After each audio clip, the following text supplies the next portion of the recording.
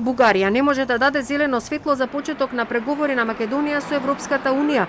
Петчасовната средба во Берлин меѓу бугарската министерка за надворешни работи Екатерина Захариева со вице-премиерот Никола Димитров и шефот на македонската дипломатија Бујар Османи завршија без напредок.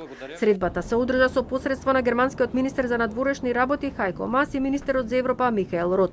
По завршувањето Захариева за бугарската агенција БГНС изјави дека тие не можат да прават компромиси кои продолжуваат да водат кон антибугарска кампања. До момента обаче все още, въпреки немалкия напредък след около 5 часа преговори в Берлин, не сме в състояние да одобриме и да кажем да на преговорната рамка.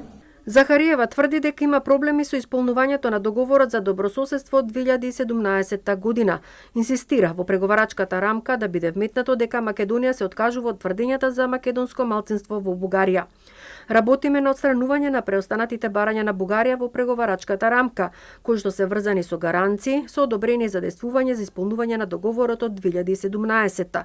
Бараме јасно декларирање во преговарачката рамка и од страна на Македонија дека нема да се поддржуваат претензии за малцинство од државните институции, вели Захариева. Никой няма право, тук съм изцяло съгласна с колегите от Скопие, да определя на един гражданин как се самоопределя или на какъв език говори. Същото обаче важи и за българските граждани.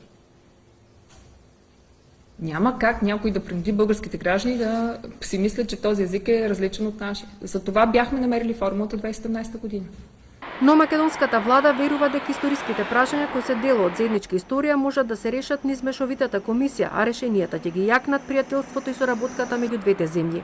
Убедени сме дека нашите три цели, грижата за националниот интерес и правото на самоопределување на македонскиот народ, нашата европска иднина и отворањето на пристапните преговори со прва меѓувладена конференција во декември и добрососедски односи врз основа на взаимното разбирање и почитување, не само што не се спротивни една со друга, туку се целосно компатибилни.